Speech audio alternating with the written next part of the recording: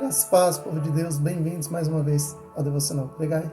Vamos dar continuidade na leitura que estamos fazendo do livro de 1 Reis. Hoje é dia de lermos os capítulos 15, 16 e 17 e eu vou entrar aqui numa história muitíssimo interessante. Olha só, quero ler com os irmãos 1 Reis, no seu capítulo 15, do versículo 9 ao versículo 14 da palavra do Senhor, que diz assim: No 20º ano do reinado de Jeroboão em Israel, Asa começou a reinar em Judá. Reinou em Jerusalém por 41 anos. Sua avó se chamava Maaca e era neta de Absalão. Asa fez o que era certo aos olhos do Senhor, como seu antepassado Davi. Expulsou da terra os prostitutos cultuais e removeu todos os ídolos que seus antepassados haviam feito.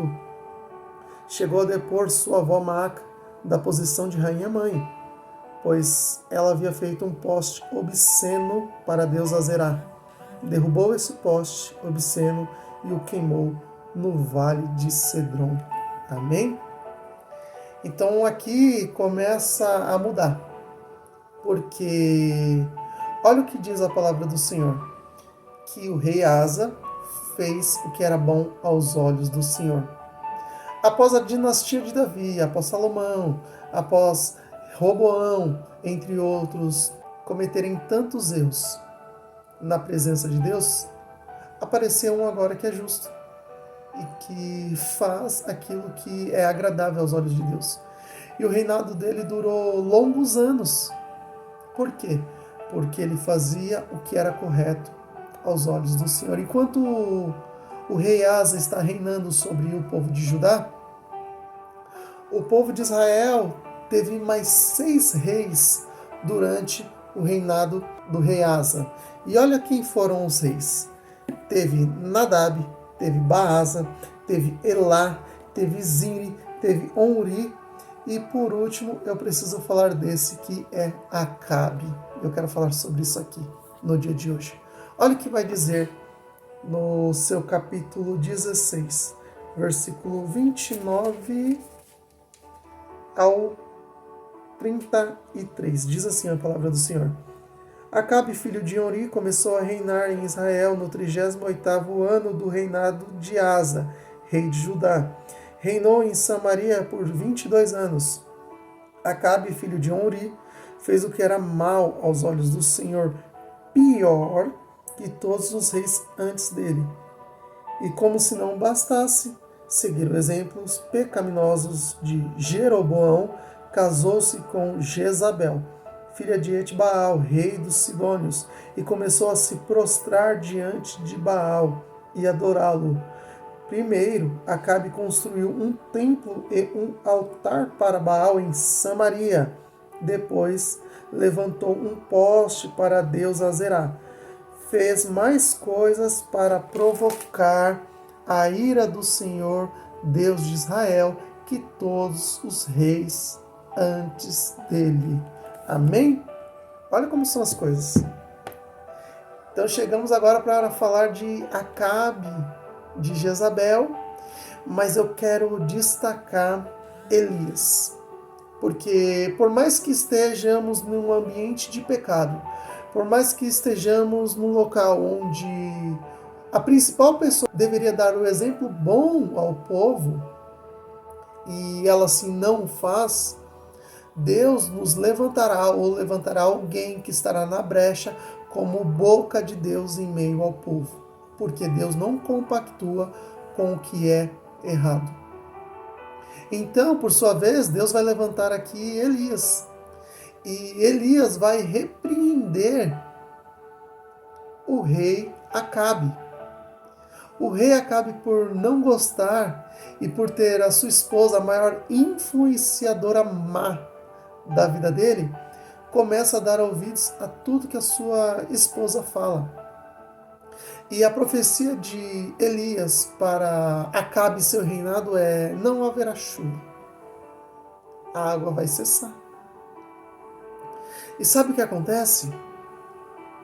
Acontece conforme a palavra do profeta que tinha vida com Deus. Não tem mais chuva, a água cessa, começa a se minguar as plantações, não tem mais água para beber. Só que a ordem do Senhor é: Elias, vai para junto do ribeiro, fique lá.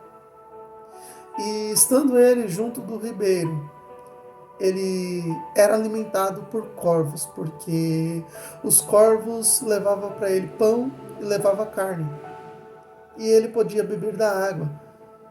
Só que entenda uma coisa, por mais que somos usados por Deus para determinada coisa, ou determinada situação, a qual não está de acordo com a vontade de Deus, e Deus nos usa para profetizar, nós devemos nos lembrar que nós ainda habitamos naquele local, ou naquele lugar. E Elias chega-se um tempo de que até a água do riacho, ela mingua, e não tem mais água para beber. Só que ele sai e vai para a cidade de Serepta, de acordo com a orientação de Deus. E chegando lá, tem uma viúva. E no encontro com essa viúva, é interessante que ele pede de comer e de beber a ela. E ela fala: olha, estou aqui apanhando gravetos para que eu possa fazer a última refeição para o meu filho e eu comermos e morrermos. E o que o profeta Elias diz para ela é o seguinte: olha, tão certo como vive o Senhor, até que volte a chover, não faltará farinha e nem azeite para essa casa. E assim foi. Ela fez o alimento primeiramente para o profeta. E até então não faltou mais farinha e nem azeite para que eles pudessem se alimentar. Só que passa algum tempo depois, o filho dessa viúva ele fica muito doente e ele vem a óbito. Ele morre. Então essa viúva, por revolta, ela vai dizer para o profeta assim: como é que pode? Você veio aqui para trazer desgraça para minha família? Olha o que você veio cometer aqui no meu lar. E ele fala: calma, me dá aqui seu filho. Ele pega o filho dela, ele vai para o andar de cima e coloca o corpo do menino na cama. Ele deita-se por 3 vezes sobre o corpo do menino e ele ora a Deus, crendo que Deus é aquele que dá o fôlego de vida. E o menino volta a viver. Ele pega o menino pelas mãos, desce e mostra para essa viúva o filho dela vivo. E ela entende, ela fala: certamente o Senhor é um profeta de vida com Deus. Sabe por quê? Porque quem tem vida com Deus impacta a vida de outras pessoas. Por mais que toda a circunstância pareça ser contrária ou pareça que não vai dar certo, no final tudo vai cooperar para o bem daqueles que amam a Deus.